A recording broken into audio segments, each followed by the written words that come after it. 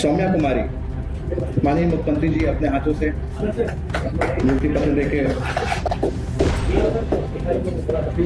नीलम।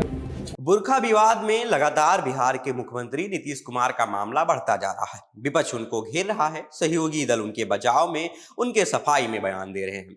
इस बीच उत्तर प्रदेश सरकार के मंत्री संजय निषाद कुछ ऐसा बोल गए कि वो खुद विवादों में फंस गए। बहुत ही अपमानजनक बयान दिया, जिस पर अब उनके ऊपर ही सवाल उठने लगे। नीतीश कुमार द्वारा किया गया गलत रवैया बेहद गलत है, मुस्लिम समुदाय के लिए निराशाजनक है, ये कोई मजाक की बात नहीं है। अब इसके बचाव में जो योगी सरकार के मंत्री बोल गए, वो और आग में घी डालने का काम किया है। संजय निषाद ने इसको मजाक समझकर बयान दे दिया। उन्होंने कहा कि केवल बुर्का खींचा है तो इतना हल्ला हो रहा है, कहीं यहां वहां उंगली लगा देते तो क्या होता। अब इस बयान से पारा और बढ़ गया है, भारी आलोचना का सामना करना पड़ा। अरे वो भी तो आदमी है ना, पीछे नहीं पड़ जाना चाहिए। छू दिया नकाब तो इतना हो गया, कहीं और छूते तब क्या हो जाता।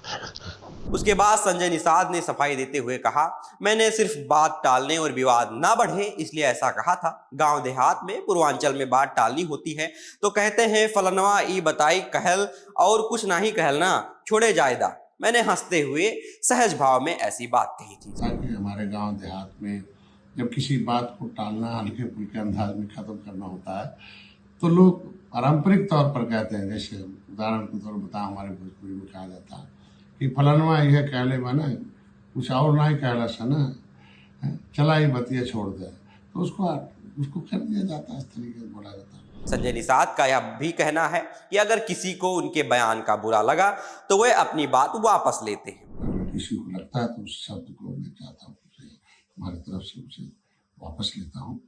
इसके बाद एक बार फिर बिहार के मुख्यमंत्री की तारीफ करते हुए कहा कि उनका काम तो दिखता है। संजय निषाद के इस बयान के बाद कांग्रेस नेता सुप्रिया श्रीनेत ने कड़ी इस पर नाराजगी जाहिर की है। उन्होंने कहा, यह बेशर्मी की बात हंसते हुए यूपी सरकार के मंत्री कह रहे हैं। जिस घटिया हंसी के साथ कह रहे हैं वो उनके घटिया मानसिकता को दर्शाता है। इस पर समाजवादी पार्टी के नेता का कहना है कि ऐसी मानसिकता के लोगों से उत्तर प्रदेश की हर माँ बेटी को बचाना है। ऐसे लोग किसी की भी माँ बहन और बेटी की इज्जत नहीं कर सकते, फिर वो किसी भी धर्म की मानने वाली हो या नहीं।